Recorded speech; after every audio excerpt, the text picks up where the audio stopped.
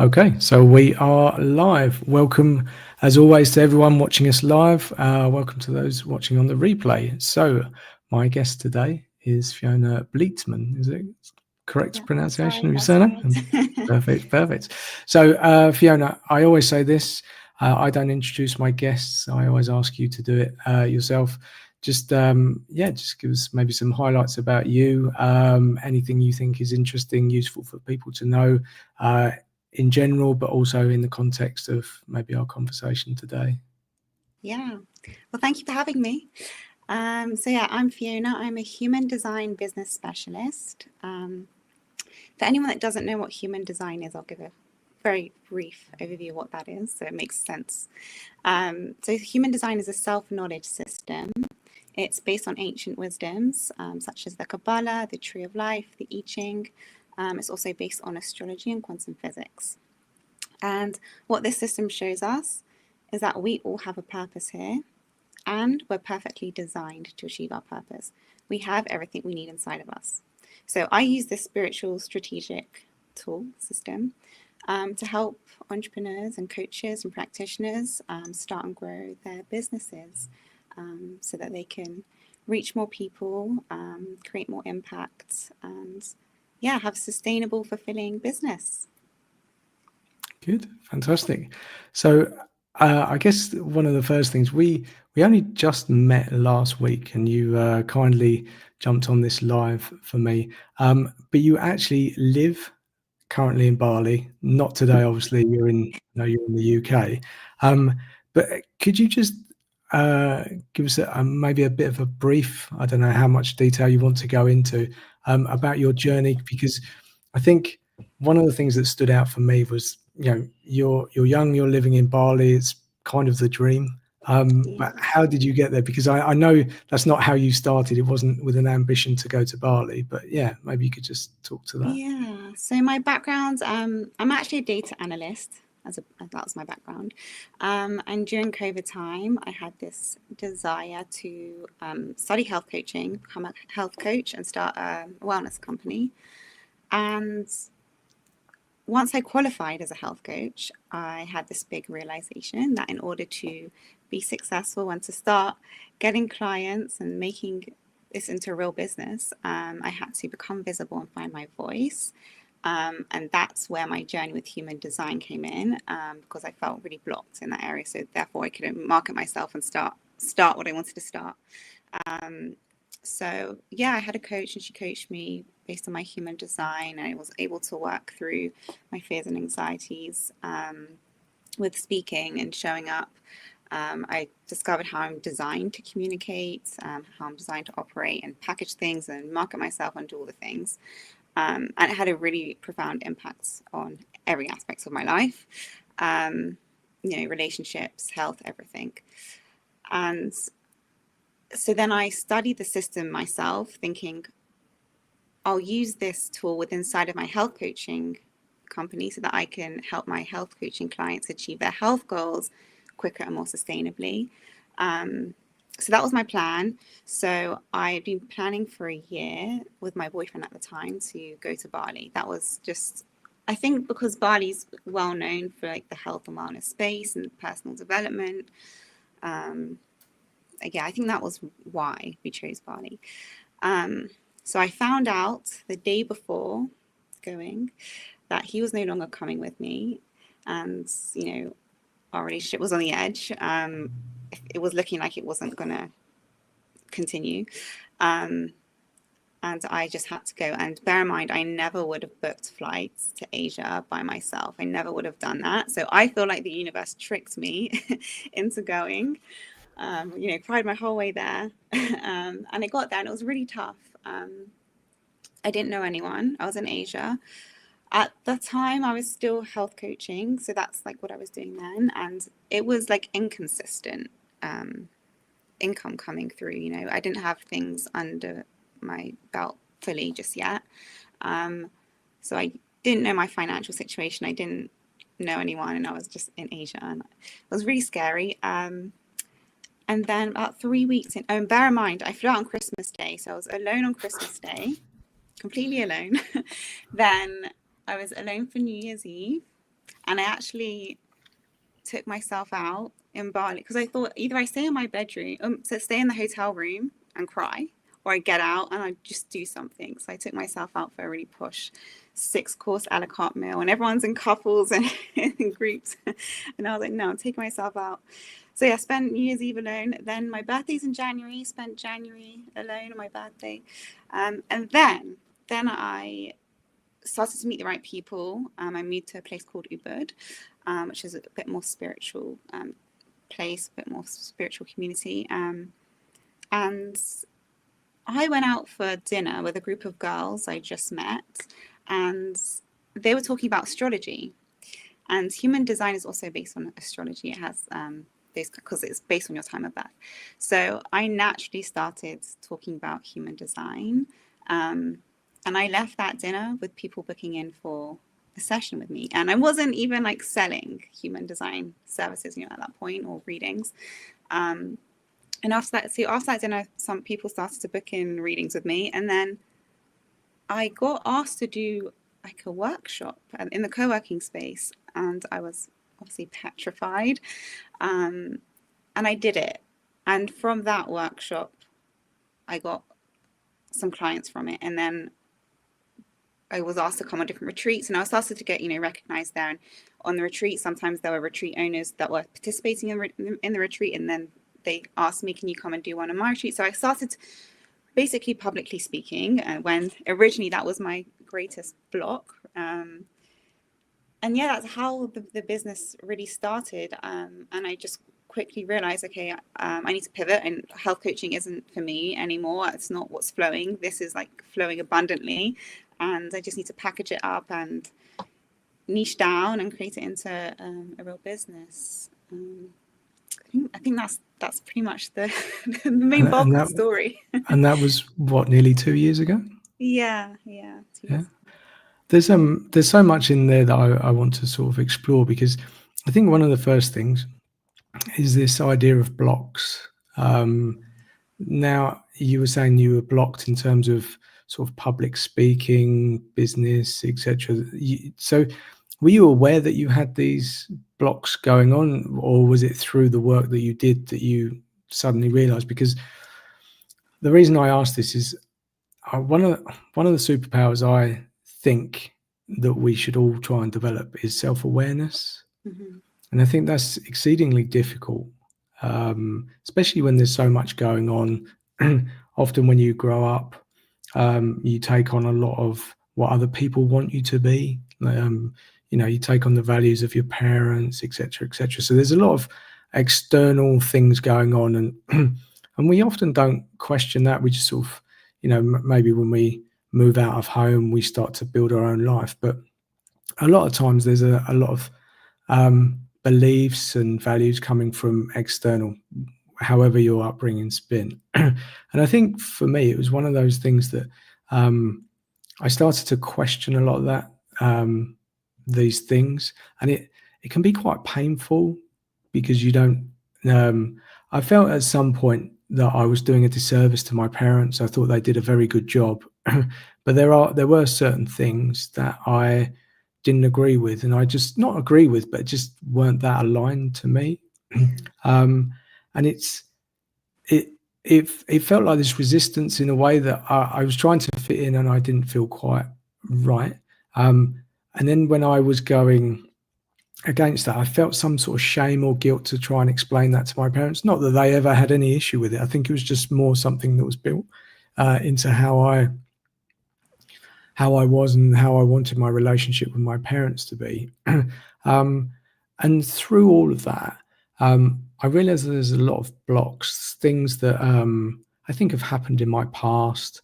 I've had a few conversations recently about money, and I think that's a very interesting topic, because it pretty much affects everyone. There might be a few that don't worry about it, etc. But money is one of those things that if you start to look at it, if you go behind or beyond money, there's actually a lot more behind that. But when we use money as an excuse or a reason or something, but I think is a very good entry point to start to understand how you see yourself and the world.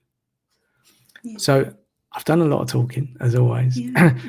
But my question in there was really around your blocks. Did you know that yourself that there were blocks, or did it through the work that you were doing? I knew because it really did impact me. So when as a data analyst, for example, going into team meetings, even if I had something I wanted to contribute, I felt even the thought that I want to speak up, my heart would be like out of my chest. I'd get like cold, like sweaty hands, and I just couldn't contribute. And even if I was with a group of people, group of friends, or around the dinner table with like my family, like a big family, I didn't like being the one speaking or like having people look at me or being seen. So it did impact me, but it was a lot more manageable when you're hiding behind Excel spreadsheets. When you're a business owner and you're promoting yourself and you're also a leader, like I'm coaching, I'm helping people, I'm directing people, I'm guiding people, I have to be able to be seen to share. So I was aware, but there's a lot with the conditioning, like you said, about beliefs and behaviors that we pick up from our parents. So when you're able to clear those things, so I'm just trying to picture you as the data analyst behind your spreadsheets and the person now that's more than happy to come on a video and talk openly. This could potentially go to millions of people. I'm not sure it's going to millions, but one day. But so how do you feel about that? Is it the same person? Is it a different person? Do you what is it? What's the shift there? I know we can say a block, but were you always this person? And so even in your data analyst days, you did want to speak up, but there was something stopping you doing it, or you've transformed in some way? There's multiple layers to this. First of all, usually there's a trauma behind these things. So I was able to identify, as most of us have, these experiences in school when, I said, like, I answered a question and it was like completely ridiculous answer and everyone was laughing at me, or it turned around and laughed at me. So I was able to kind of, through self-exploration, remember these events and kind of let them go. I then actually discovered how I'm designed to communicate, which, what human design is all about as well. So I'm actually designed to speak more intuitively in flow through storytelling. And that's where people feel more connected with me. My message goes further. I just have more like gifted in that area. And I was, through conditioning, trying to show up in a very factual, logical, structured way of communicating. And for some people, that's better suited for them, and that's where they shine, and that's where people really understand them. And but for me, I'm designed to kind of speak up. My gifts are in other places, so making that shift was hard and scary because all the thoughts of who's going to trust me, who's going to listen to me, who's she, where's she from, like where's she getting this from, if it's not all backed up. And speaking intuitively is scary, especially online. But actually, when I stepped into it and changed the way I communicated, things changed rapidly for me. When I was doing the health coaching kind of marketing, and I was, trying to be very factual and like eat this and then this, or do this and then this, and change the way I show up, it made a big difference. And then the last thing I would say, so self-discovery of understanding how I'm designed to show up. And then the last thing is exposure therapy. And I think I mentioned to you this to you when we last met, but I started by going to networking events in London, and I had to do 60-second pitches in front of a room about 30-40 people. And I was petrified, running back and forth from the toilet before my go. And I just kept going back and doing these 60 seconds. So when I did get that opportunity that arose, when I went to Bali and someone asked me to do a workshop, again, I was petrified, but I felt a bit better because I'd already done these 60 seconds. Now I had to hold the space for an hour. So, but I actually asked a friend, can you just hold the space with me for the first one, just so and then, I started getting clients. So I was like, okay, I'm doing something right. Something's working. I must be good at what I'm doing. And then I think because I was so persistent, I did 40 events that year. I kept, every week. It was almost a weekly basis. And I would say that obviously helps, because if you just build up the courage to do one and then you don't do another one for a few weeks or months, it's harder to overcome. Yeah, there's some There's a lot in that because of this, like you said, the courage to keep going. Were you always like that? Was that something in you, or now that you'd found this, can we say, alignment with how you show up and how you communicate? Was it easier? Was it enjoyable? What's the driving force behind it for you? Um, to be honest with you, it feels a bit addictive, just personally, because because of the adrenaline. So in the past, I was petrified, hated it, would not want anyone to look at me, and now I kind of crave the feeling of like being seen. So it kind of done a 180 on it, but obviously I still get nervous. Yeah. Does that answer the question? Yeah. Is that because I think when we say nervous, I think we always associate that maybe being negative, but I think nervous can be good as well. It gives you, Yeah. like you say, a bit of adrenaline, a bit like excitement. And so we can capture in the word of nervous. And so we assume that's maybe not a great thing, but I think it can be a very positive thing. Yeah, because imagine if I was just really monotone and really like slow, and people might not be interested in what I have to share. So, because you're a bit nervous, it kind of provides energy. I don't know. Yeah. Yeah, it's very strange because I can't remember if I shared this with you, but when I was a kid, I recorded my voice on a tape recorder. I think I mentioned this to you, I think you did, I yeah. remember, yeah, and I remember playing it back, and I came back as a squeaky mouse, this Yeah. voice, and I don't know how old I was, must be 4 or 5 at the time, and it kind of it shocked me of what I sounded like, and even when I was in work.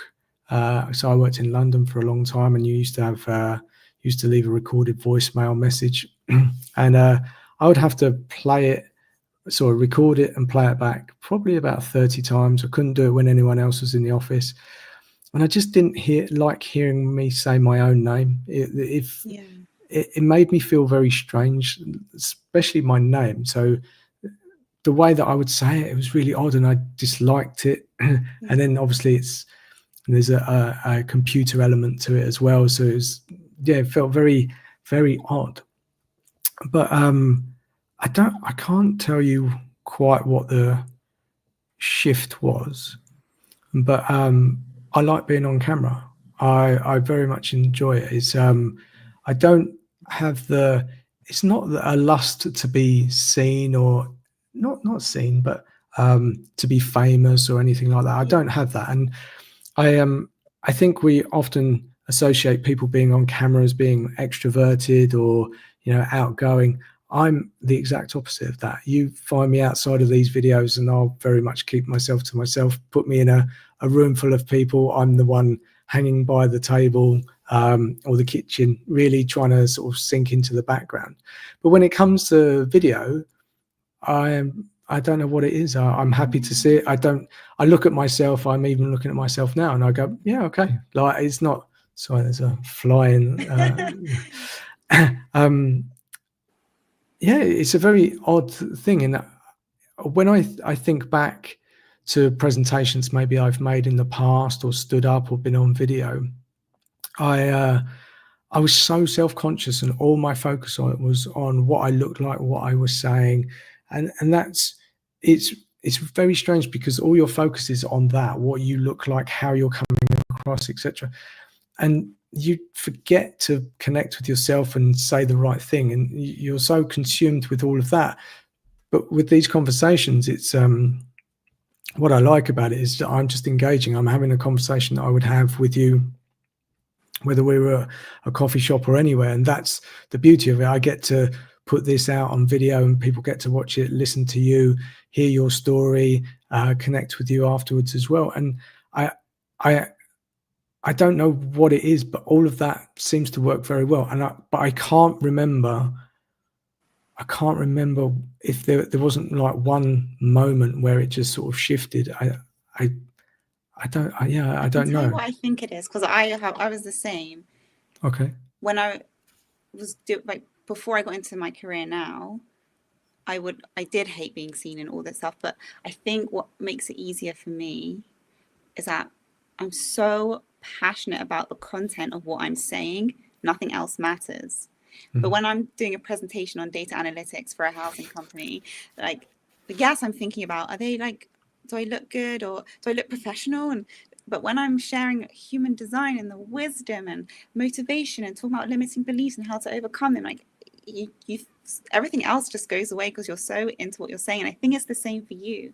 You're more connected to the work that you're doing now, and you're passionate about it, you're excited about it, there's purpose in it. So I think Yes. maybe that might be what it is. Yeah, yeah. I would say because it's one of those strange things. To be able to talk on a camera or to ask questions, and you would think it's quite draining, but most of the time after these conversations, I'm just buzzing. I've got so much energy. I'm like, oh, and it's yeah, it's very rewarding. I feel very lucky and grateful to be able to get to do this. And the reality is, this was all my own doing. I think one of the things.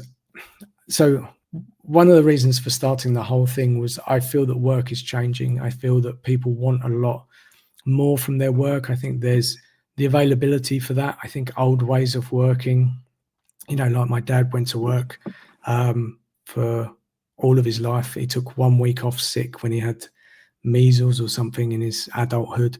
Went every day, 6 o'clock in the morning, he left, 6:30 he was back, and he just worked.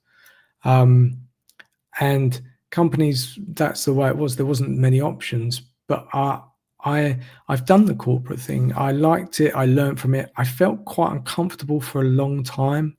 I felt a lot of imposter syndrome. I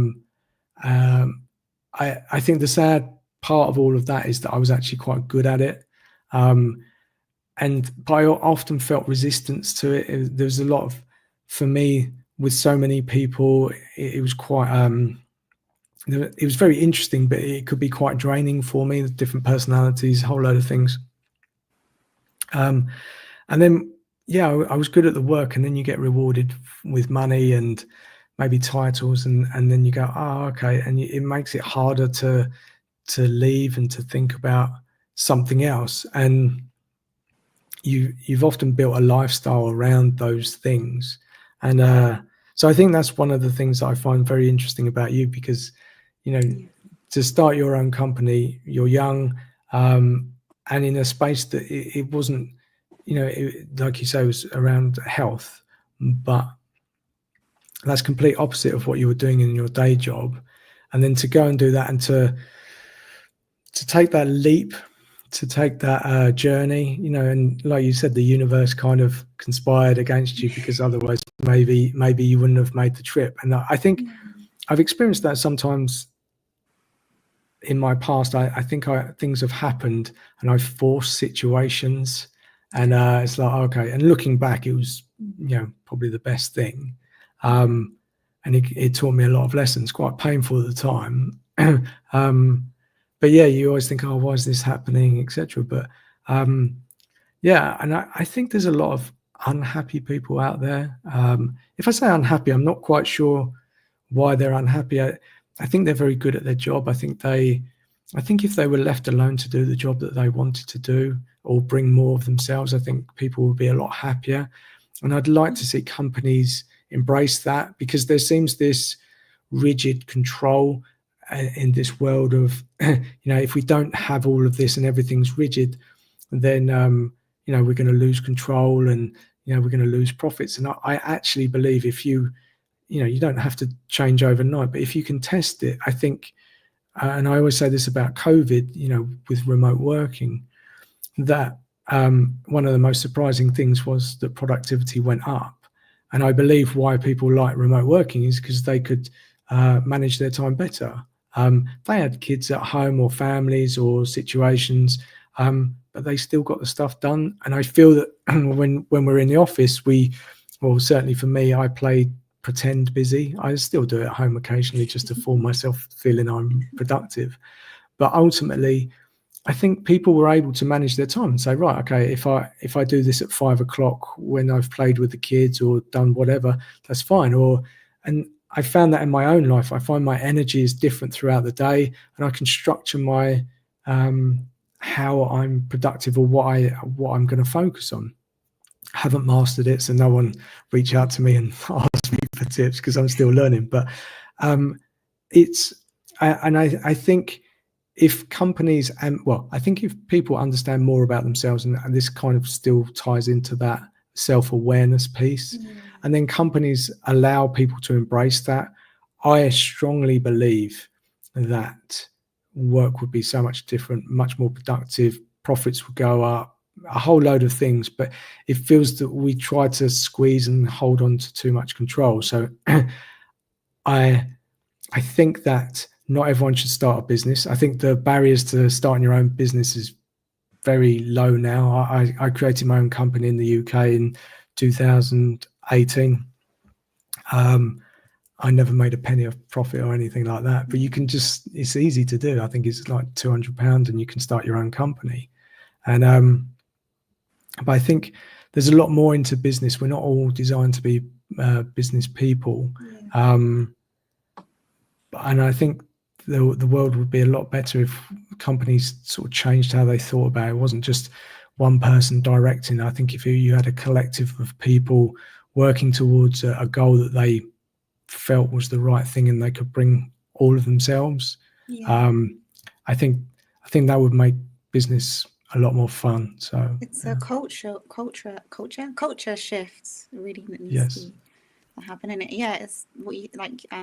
It's what you said. We're all different. This is the main point. We're all so different. We work differently. Some people work better in bursts. Some people work better, like more steady going, and have we'll work differently and have different skills and energy levels and the way we interact with people.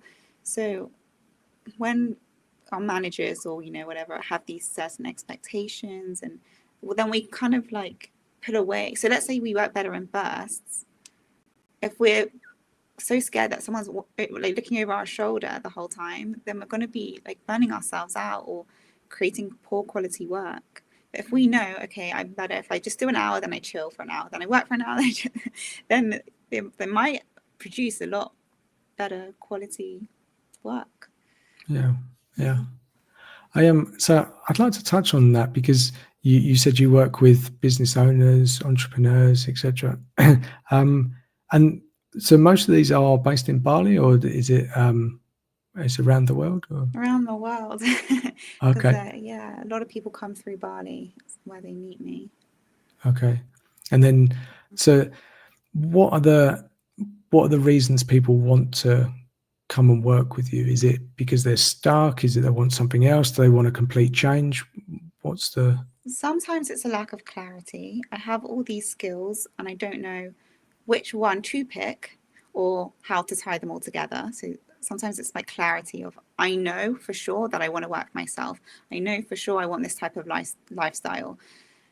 I just don't know how to kind of put the business together and choose the direction I want to go in. Sometimes it's I know what I want to do, but I'm struggling with fear of judgment, fear of failure, fear of being seen. When I put my messaging out, it doesn't get a good response and I feel a bit icky with it, or I feel icky with selling and more, like the internal work. And sometimes it's just I need the structure, step 1, step 2, step 3, step 4. Help me with the process because I don't know what I'm doing. Because we're not taught, let's say you qualify as a health coach, for example. You're not taught like, okay, now how do you start a practice? So I think that's... There's none of that built in. No, I think... A little bit, but not really. Not enough. I think... So I think a lot of my challenges are with the school system, and this isn't against teachers. I think... I heard this say, if you were an alien and you came down 200 years ago and looked at the school system, and you came back today and looked at the school system, it's pretty much the same. The way it's taught, the way it's done. Yeah. And I think if I just say education, because I think that goes on for, university, everything. I didn't go to university, but so I can't really speak that closely to it. But I think there's a lot of things that we miss in our education: emotional awareness, social interaction. I think social interaction is maybe something that's even more pressing at the moment. I hear a lot of parents say that their kids struggle with interacting and understanding other kids, etc. But that business side as well, how to set up a business, and I think all of those skills, I think I would have really loved to have learned that. Maybe that's just me, but I think I can really see that if the school systems could integrate some of that stuff as well, and the way that we teach and we learn, I see it now with my kids. So I've got two young girls. The eldest is 7, and she doesn't like to sit still for very long. She likes gymnastics, moving around, and but she's very smart. She can do maths. She's learning German here, Luxembourgish, which is a language, by the way. And she can pick this up. It's not that she doesn't, she can't pick these things up, but the way that she has to sit in class at a desk and learn, she's just someone that wants to be moving around. And I don't think, trying to sit 20 kids in a class and one teacher, and I think, that whole structure needs to be, I think, maybe readdressed. Yes, I think so too, definitely. Yeah. So when I just want to touch on the human design part then. So I'm an entrepreneur, and I come to you and I say I'm blocked. I can't get my business off the ground, which this isn't actually a business at the moment. It's just a self-funded experiment for a year. What's the first thing that you would take me through?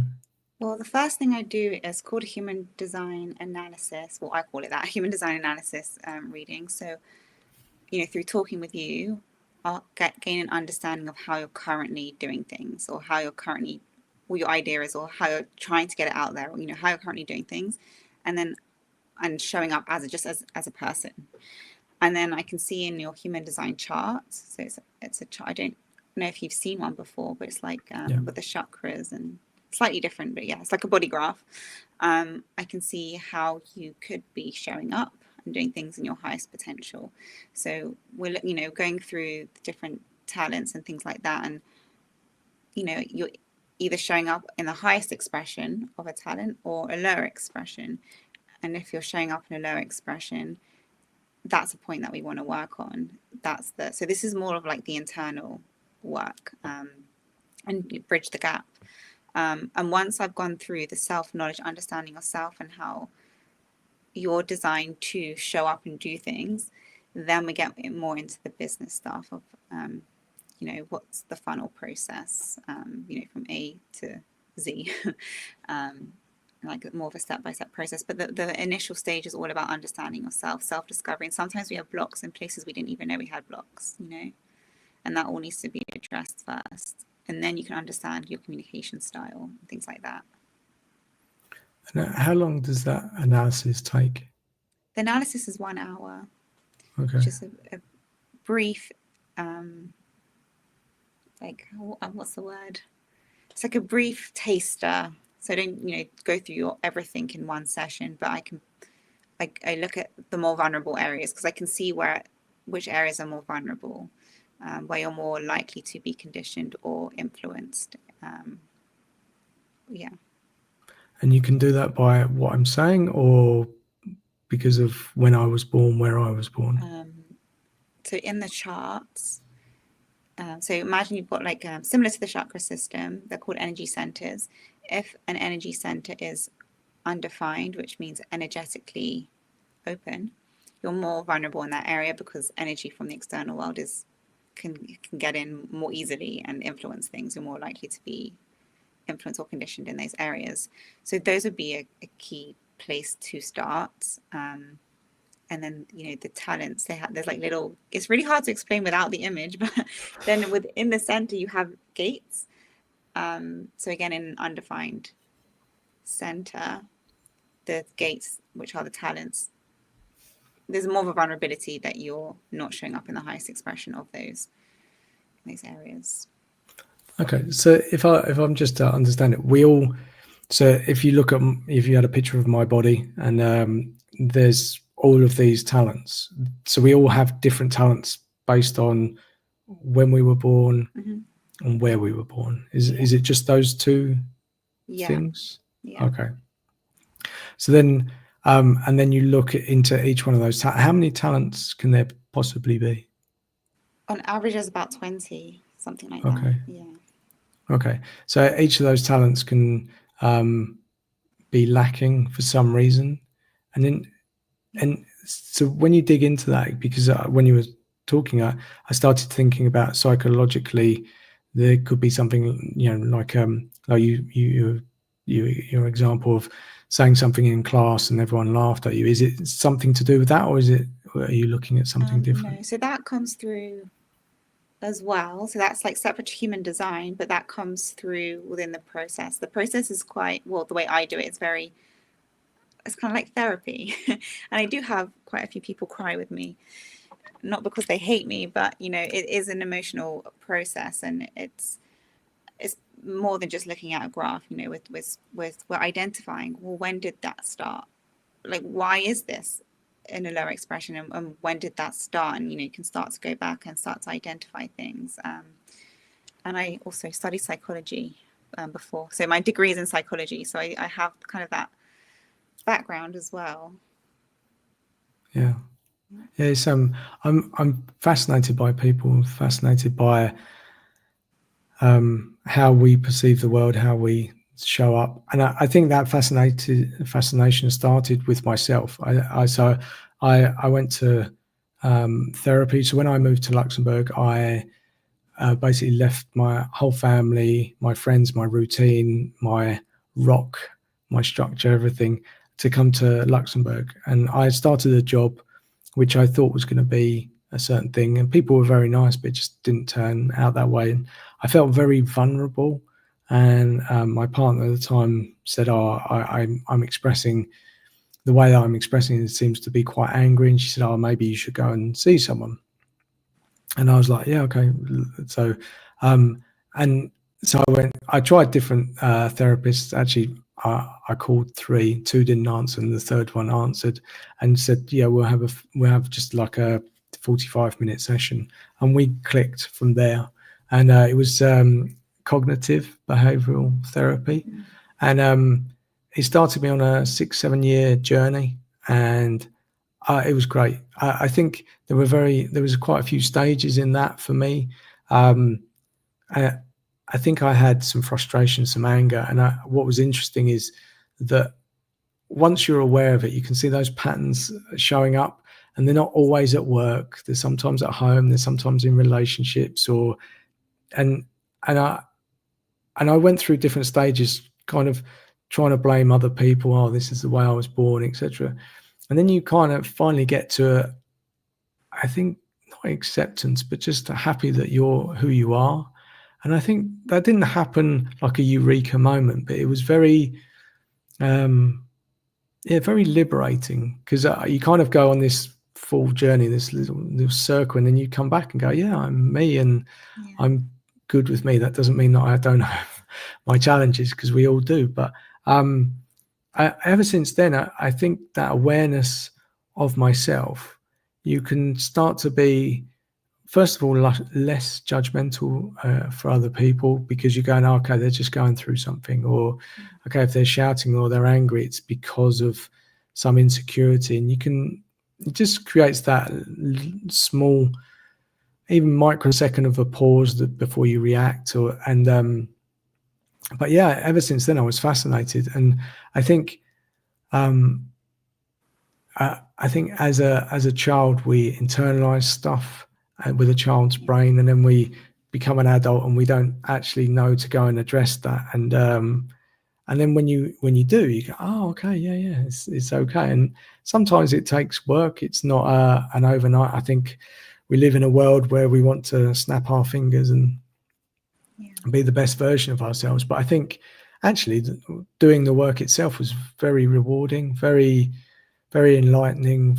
I think it's allowed me to have better conversations and be more interested in people. Yeah, that's also the feedback I get as well. Liberating is one of the key words. When you fully, it's like, yeah, like the self-acceptance as well. This is how I am. Okay, how do I like work with this? How do I leverage this? How do I, sit into this and use it? Yeah, and just understand yourself better. Yeah. Yeah. The people that come and see you, do they continue with the business that they're doing, or is it a real sort of shift and they have like that eureka moment and go, oh yeah, actually I want to be, I don't know, a professional tennis player or something, like, I don't know, complete. Um, Don't know why that came up well, as an example. as in before they switched from before they came to me, or switched after they came to me? After they came to, well, I don't know either, actually. I was thinking So normally after, but yeah. some, I'll give you one example. This client, she was from Colombia actually, and she was stuck. She said she was stuck in a data entry kind of job. It was like kind of in an office, data entry. Hated it, so unfulfilling. Had this big desire to get into TV journalism, Hispanic TV journalism, but she didn't have the confidence, didn't think she was good enough, didn't even try to even look to even do anything, because she was like, she thought there's no way I could even do that. And then, we worked together for, with the coaching and everything. And afterwards, yeah, she changed careers and she landed a job in Hispanic TV journalism, and was able to make that shift. So yes, from before people come to me, and then from after working with me, they can change. But so far, as I know, the people that have come in and done the thing that they're doing haven't changed yet.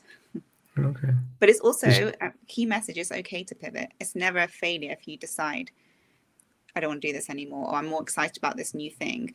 If we say, I started this, I have to keep going, what's everyone going to think of me? If I start a new career, they're going to think I'm a failure. No, like, you have to be guided by the pull, by the what you're excited about. That's really the where you need to be going. Yeah. I think that's one of my, this feels like therapy for myself, if I'm honest.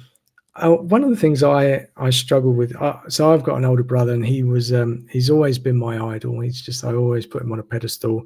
Could run faster, was stronger, everything. And he was always into things. So like our hobby, he was all in. He'd get the magazines, he'd read all the articles, know everything about it. I was never like that. I go, oh yeah, I like this, and I'd understand, and I was happy to listen to him explain stuff to me.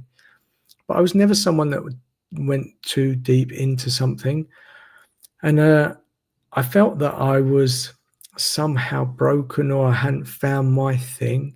And then someone said to me, but you just like being diverse. And I was like, is that okay? And she was like, yeah, that's absolutely fine. And I was like, oh.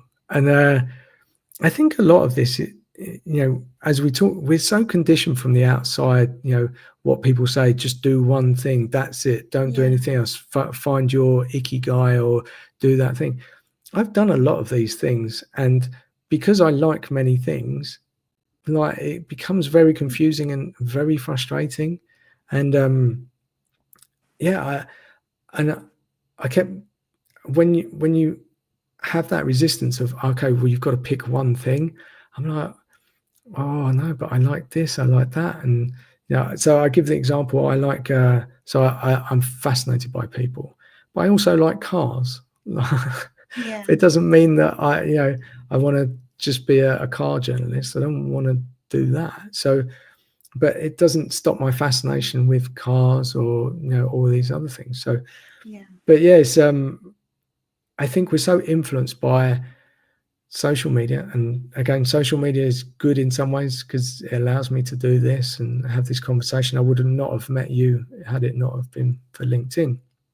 But I think I'm the first person to sign up for, okay, follow this system, do it this way, and then your life will be better, or you'll be earning such a huge amount of money. And I've done all that. I'm becoming a lot wiser, and I think out of all of it, what I try to push myself to remember is, I'm me. I'm not that person. That system's worked for that person. Yeah.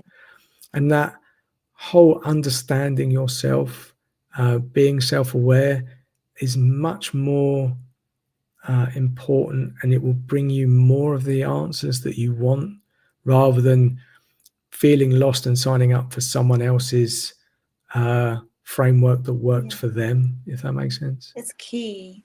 And you're probably, I don't know, are you a manifesting generator? And Yeah. humans, like, yeah, you're the type that does all the things. And I always say to manifesting generators, you will limit yourself if you listen to like the generic business advice of pick one thing. What's your niche? Or even if you're a kid, what sport do you want to do? No, this kid probably wants to try 5 different sports, and just be encouraging. Even as a parent, you should encourage them to try different things instead of being so strict. No, just one, or just this, or just this. And to understand other people, your kids, your colleagues, yourself, it's so, so key.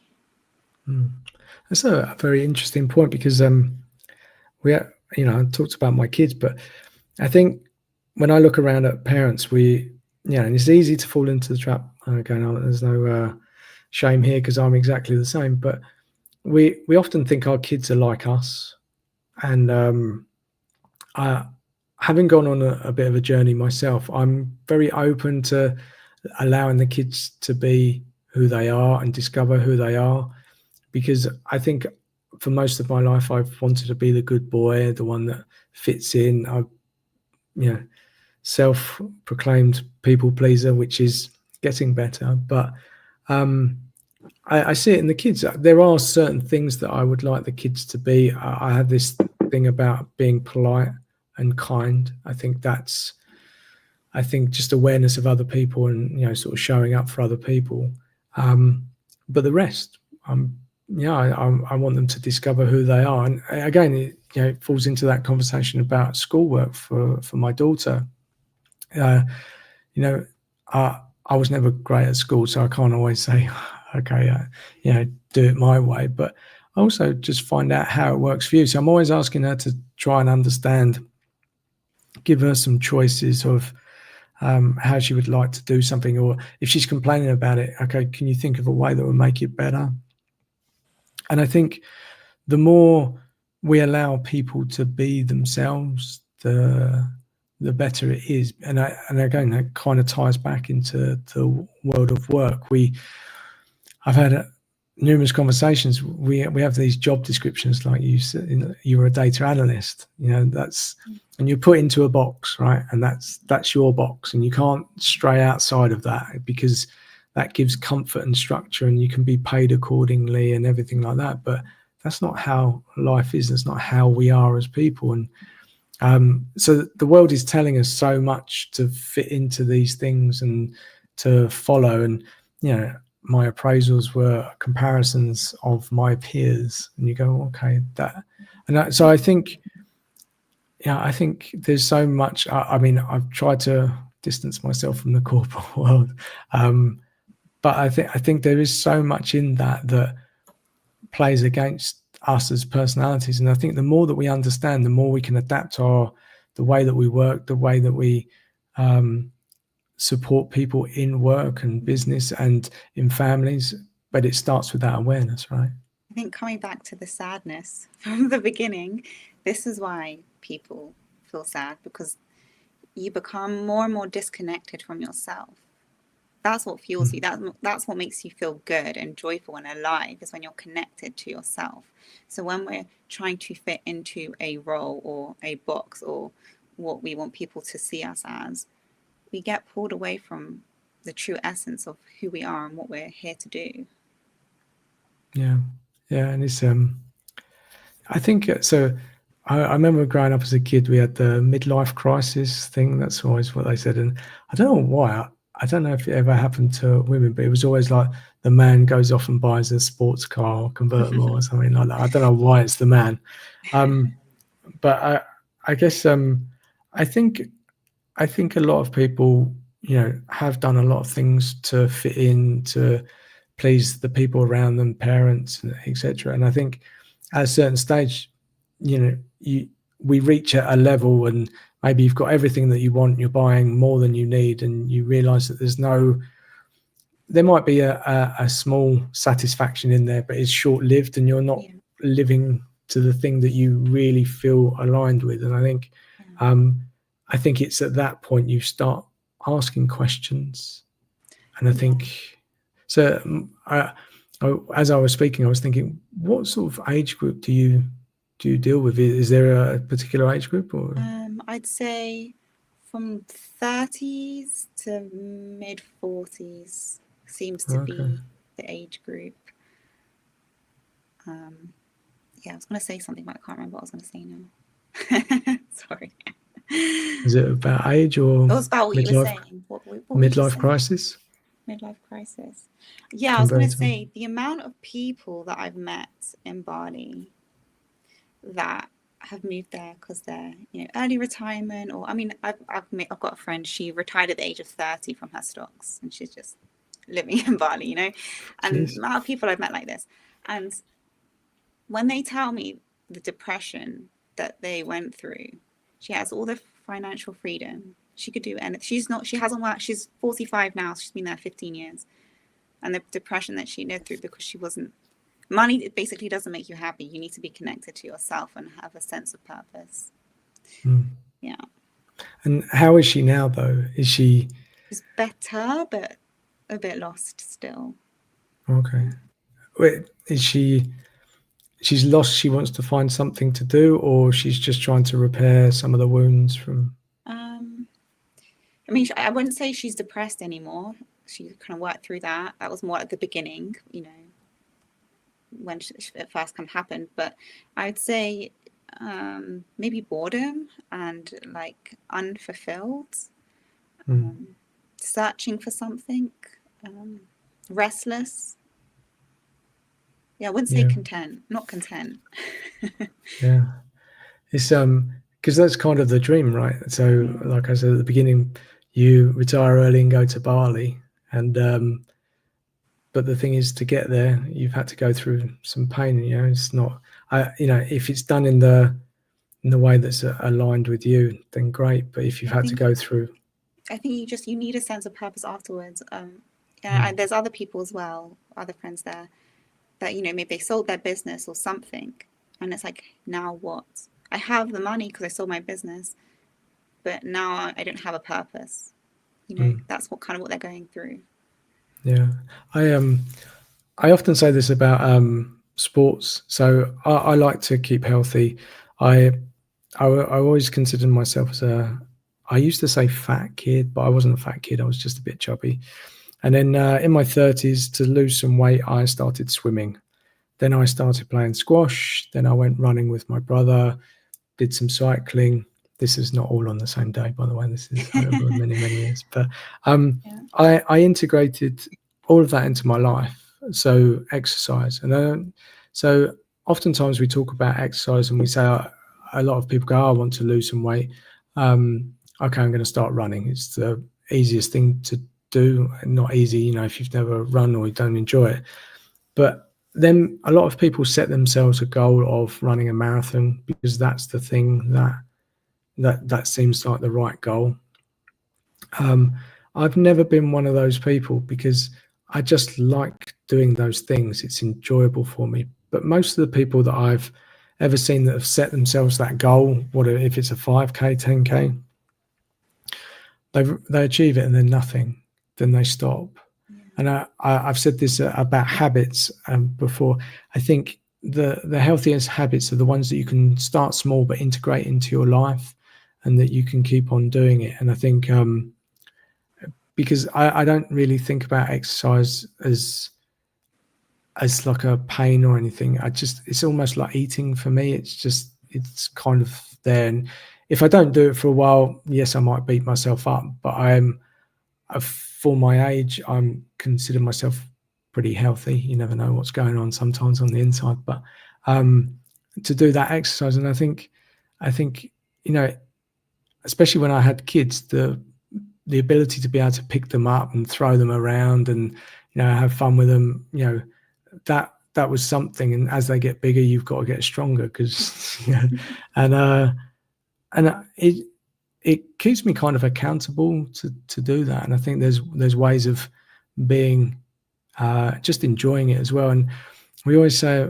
you know, exercise has to be this punishment, and I don't see that. Exercise can be going in the garden, digging, you know, you can bending down, digging stuff up. If I go in the garden, even though I would say I'm reasonably healthy, if I go and dig the garden, I'm knackered. You know, I'm using different muscles, and to have something that you feel that you want to go and do is very important, right? And so I'm trying to tie this back to the point of about purpose, but I think if you're aligned with something and, you know, a way of being or who you are, I don't think you feel as lost. You'll find your way a lot easier. Yeah.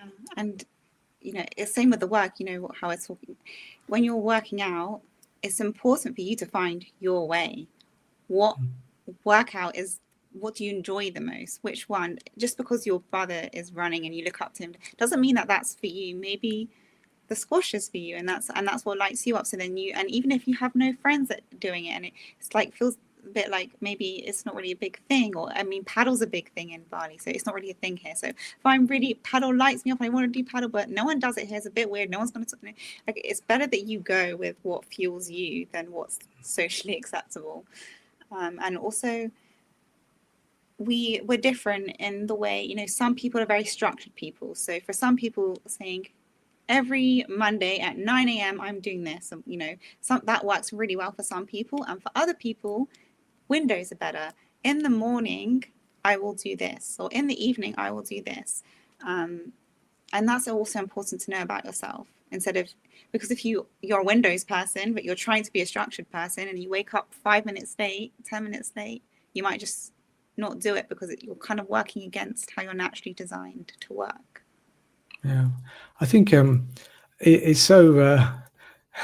As you were saying this, it really aligns to me, because I think I've often looked around at people around me, or, you know, how the world is designed, and you try and do it that way, and it's like trying to fit a round in a square. Like, that's how I see it, and you go, oh, okay, and then, you know, you know, I don't want to make this about the school system, but it's designed to be a certain way. You have to be there at this time, do this, etc. And what happens if you're different than that? Like, and you know, and that must feel very difficult for kids. And if you don't fit into that, you know, it's not that you're a bad kid. You're going against everything that you you think and feel. And so one of the great things about these conversations is I get to have so many interesting conversations with people that help other people, coaches, you know, human design, everything just is all ranging. I don't think there's just one thing for one person. I think the more I discover, there's loads of tools, loads of different ways of doing things. And it's not about fitting more into your life. It's about understanding who you are. Yeah. And I think once you understand that, and then, like you say, in your communication style, it's storytelling.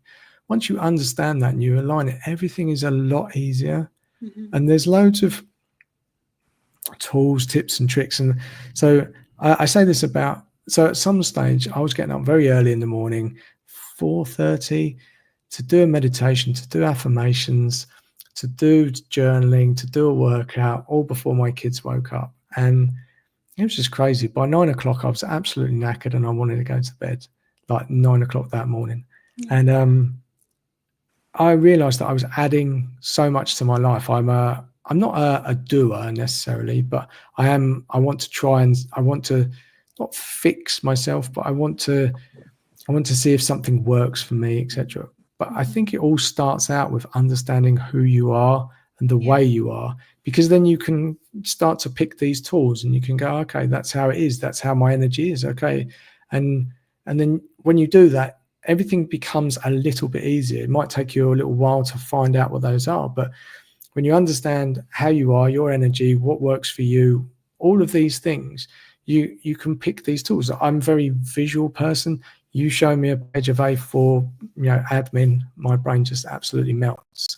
Unfortunately, that's how a lot of stuff gets done in terms of everything. But I think if people do understand themselves better, and it comes back to your human design, start there, start understanding who you are. And what I like about that is that you might have been told for most of your life you're a certain way, but the reality is you're completely different, and that must feel so freeing. And Absolutely. Amen.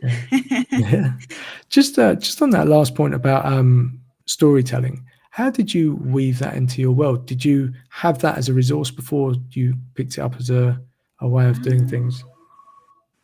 I guess through practice, and it's natural because it's part of me. So it is natural, but I was shutting it off, especially at the beginning, and when I was a data analyst. And actually, one of the things I loved about data analytics was the story it told, and I would love to come into a meeting and describe the story I saw through the data, but I was always too scared. So it's natural because it's part of me. But it was working through the fear. I think it's more of the process of working through the fears to pull out the weeds to let it shine through. Yeah. There's often a lot of stuff in the way, right? And that's great. Okay, it's been amazing. I think it's a great place to end our conversation today. It's such a pleasure to talk to you. I'm so grateful that you jumped on the chat with me last week, and then you facilitated this conversation this week, which is great. In terms of people wanting to reach out to you, so I would say that people need to go out to Bali and see you, because that's probably what people would most like to do. But you actually do work virtually, right? All my is that a big? sessions are remote. Okay, but you do workshops obviously in person if anyone's passing through Bali. Yeah, I do live events in Bali. If anyone would like me to run an in-person event in England, I will be here until January. But other than that, my sessions when I'm working with clients and things like that, it's all online. Okay, fantastic. And the best place to find you, do you have a website, or is it LinkedIn, or?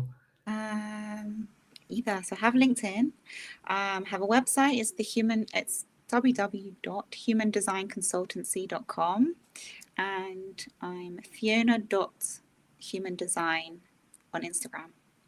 Okay, perfect. Well, I'll connect you on Instagram, and I'll repost this and put all of those links in the repost. But for today, it was great. It's you're such a lovely person to talk to. It's such a nice, I want to say gentle, but you have such a thoughtful way of doing things, and it's I really enjoyed it. So thank you very much for Thank you showing so up much for for me having today. me. Yeah, very good. Okay. All All right. right. Thanks very much, Fiona. Take care. See you. Bye. Bye.